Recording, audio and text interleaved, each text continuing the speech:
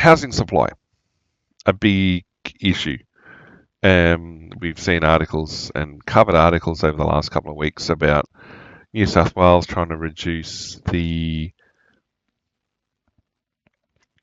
approvals nightmare, problems with trying to introduce medium and high density housing in the suburbs zoned for low density, and the pushback from residents in those suburbs, the difficulty that comes with even trying to build greenfield sites and the lack of infrastructure that goes with them, and not even greenfields, but even redevelopment of existing locations into new accommodation, and the problems that are being encountered in various states trying to do that. Yeah, and of course the commensurate rise in prices. So the government is defending its ability to construct homes and keep up with demand, which doesn't seem to be matched by every other article out there saying that there's a deficit in available housing or in the housing supply. It's like on the order of a couple of 100,000 houses required. The government campaigned prior to the election on chucking a lot of money at it, which includes an additional 1.2 million homes by 2029. Well, that's a lot of extra homes in 5-6 years. I mean, we only just reached 27.5 million people in the country in, well, the last couple of months. And, well, it's well and truly ambitious to be building that fast. There obviously was a collapse of building completions during COVID, but you're looking at 182,000 on the order of, say, let's call it 200,000, a bit more than it actually is, but let's call it 200,000 homes per year being completed, which I don't know that that's enough supply to keep up with a community increase, but hey, look, that's what the government says. We're 2025 now. They got elected 2024. So let's go 5 years to get to 2029, 200,000 homes per year, which is above the current completion rate and below the absolute all-time max, and, well, almost a third higher than regular completions. Even then, you're only going to get 1 million extra houses. You're still going to be 200,000 short of the government's goal. I don't know where they're going to find all these extra tradies to come and build the houses, let alone the approvals from state and local governments for the development, let alone all the intermediate level contractors required for the major infrastructure supply, water supply, waste, power. A lot of places are not supplying gas to new builds anymore. Having all that in place, let alone then the social infrastructure, shops, hospitals, doctors, schools, parks, power, waste, mail, telephone, internet, all those sort of things. Yep, they cost money and we don't have enough people to deliver that. I mean, if you live anywhere where there's still significant new builds going on, you're going to struggle to get domestic level contractors out, particularly plumbing and electricity at the moment. Unless it's an outright emergency, you could be waiting a very long time to get non-urgent works carried out. Because, well, all the money's off in new builds. New builds are a lot easier for the contractors to do because, well, you're not necessarily, I won't say you're not punching holes in walls. Sometimes you are. You're not stuck working around existing infrastructure. You're installing brand new stuff. And so, yeah, that's where they go. That's where they find it easier. So, yeah. There you go. Immediately after the picture, it says that you're gonna top your peak completion rate in order to meet the target. Yeah, not happening. Not happening. So it's going to be quite a shortfall in that case. we're going to have issues. And it's not just a case of our inability to build the houses. You've got then a shortfall on existing um, targets. Now, Victoria's going to be pretty close. I mean, but then again, they've got other problems with all their builds, and we've covered that. Like all those suburbs that have gone in with one road leading out of the suburb of having no shops and basically being brand new suburb in a food desert. Sometimes you're 30 k's from the city centre, but you're taking almost 3 hours to get out of the suburb to get to work. It's you can't just say, "Oh, you're going to fix it by slapping down houses." A little bit more thought needs to go into it than that. But you're looking at, I mean, anywhere from a quarter to a 2/3 falling short. Now, 4,000 versus 7,000, that's not huge in terms of raw numbers. But when you're living in a state or territory that has limited numbers to begin with, any shortfall is going to be problematic. And I mean, it says that they based it. Okay, that's a picture, not a text. That they were based on population levels in 2022. We've looked at issues of trying to base things on population levels, given the massive increase of immigration that took place post-COVID, where we had 5 or 6 years worth of immigration taking place in about 18 months. And so I think that's going to skew numbers as well. And therefore, that's then going to play into this, where you're like, oh, we can build these houses. Well, you've already got it. You're starting from a flawed premise because the number of people you're looking at doesn't exist anymore. It was a very mobile target to begin with. And, well, the nature of population change in those few years does not, well, is an aberration. It's a lot greater than was before. So, problems. Plus, they're also showing that there's been in general, decrease in housing approvals and completions. Now, it's good to see. It is very good to see an increase in public housing, but the raw numbers aren't that much. I mean, you're still taking an immense amount of time to get that done. I mean, you're still looking at wait lists of multiple years to get into public housing. Not so great. Housing prices have shot up. I mean, regional areas have doubled. So the affordability cost of living crisis is a big issue in the regional areas because now house prices have well and truly shot out of reach in terms of average incomes. Not so much in the capital cities, but the delta between the two is not as great as it once was. So it's problematic, and we've talked about that as well. So yeah, it's a problem. It's a problem, and I don't know that this idea of prefab or modular housing is going to be the solution. We've had prefab houses in Australia for decades. I mean, most caravan parks are prefabs. There are some wonderful prefab buildings out there that are very nice houses. And I mean, I remember there's a place in Adelaide that, well, for 30 plus years now, don't know if it's still there, advertised prefab residential housing.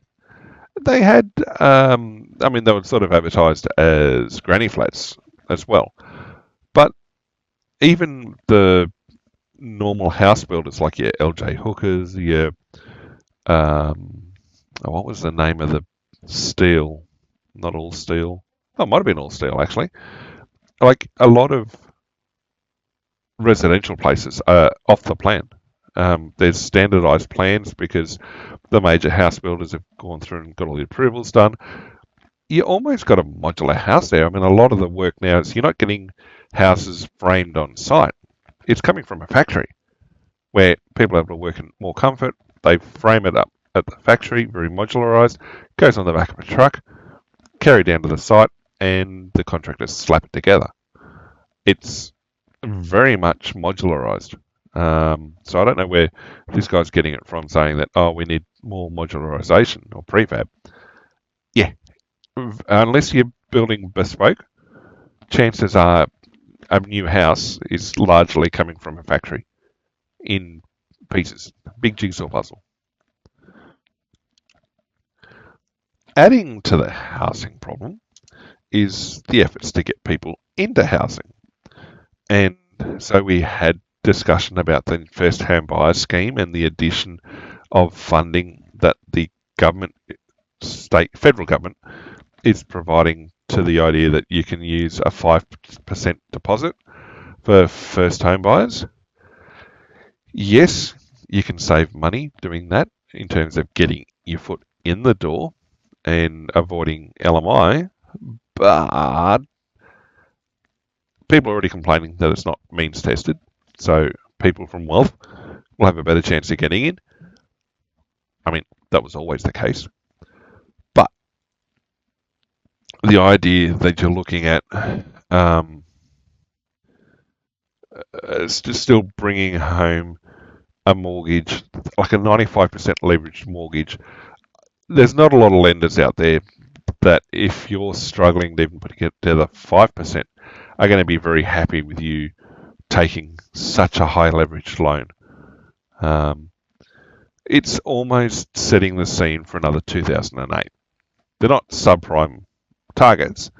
They're not necessarily subprime loans, but the idea of suddenly having a lot of vendors, a lot of mortgage holders leveraged so high is a risk, particularly when you bump interest rates by a couple of percent.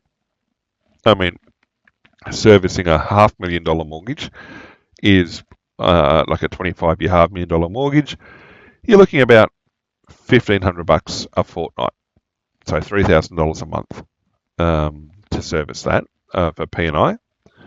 And so you look at, as it here says here, a median price property is $844,000 with a $42,000 deposit. You're looking at an $800,000 mortgage. So that's another 3/4 on top of the $500,000 mortgage. You're pushing a lot of money. You're pushing, I mean, with the additional, I mean, I'd have to go and look up the calculators, but okay, $3,000 a month at a $500,000 mortgage, $5,000 plus a month, you're well over $1,000 a week to service something like that. And that's supposed to be no more than a third of your take home. You look at the median take home salary, I mean, $1,000 a week on top of or carved out of the existing cost of living, even for couples. I mean, you're paying rent. Well, while you're saving, you've got to find that on top of rent. I mean, you're going to lose your rent thing, but your rent, unless you're in something fancy, you're not pushing $1,000 a week rent usually. I mean, the rough rule of thumb, multiply it by 1,000. So $1,000 a week would be roughly $1 million property at sale. Very, very rough rule of thumb. There's a bit of deviation. So $500 a week rent, you're looking at being in a $500,000 property, so on and so forth. That used to be the very rough rule of thumb that worked well for ages. Like I said, there's been a bit of a split now, particularly in units. Rents that don't always line up for some cities. It comes down to, I guess, available housing stock.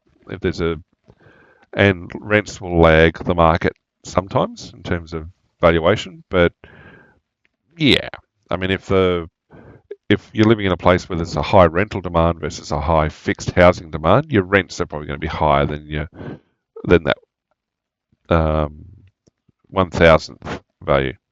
But anyway, so from 23 years ago, 20% deposit.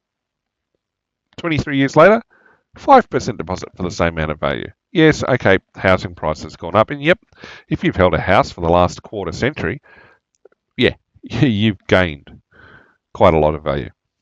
But that then comes back to, yeah, it's outpaced the 3.5. I mean, it's certainly outpaced income, that's for sure.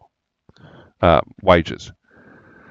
So, first home buyer, median in Sydney. Well, everyone likes to do Sydney, but it is the Sydney Morning Herald, I guess. $1.7 million on a median house in Sydney. I don't know. I don't know that that's correct. I've seen figures showing that's like only about 1.2, 1.1.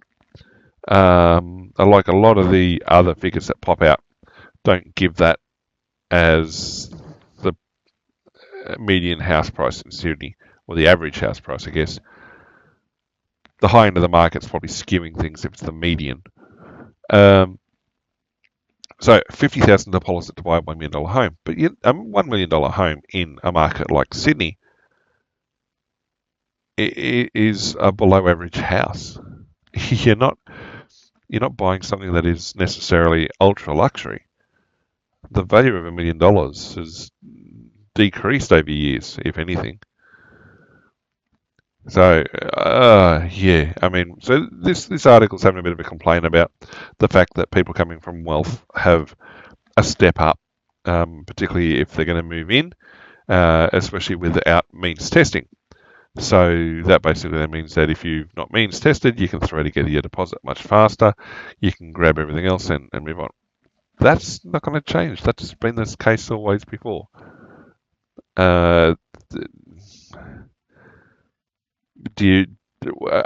Is the argument that we should exclude other first home buyers from the market because they've got more familial wealth?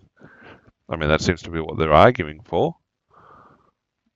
So, I mean, people have always rorted things in terms of income thresholds, how to measure things. The moment you put a measure down of here's a means testing, or here's how we're going to track and set things up, it's always going to attract people who exploit it. And we talked previously about rorting welfare systems. You've got to accept a degree of corruption and rorting of a welfare system in order to make sure that the most deserving receive support. Whereas it's better to accept that than to tune the system such that you prevent the corruption, but you have deserving people missing out. And so that's the way people generally go, is accepting a degree of corruption and doing their best to address it when they find it, but understanding that there will be people to rot the system. It's human nature. The moment you put any system in place, people are going to try and find a way around it. Just look at tax codes. So yeah, it's interesting. It's certainly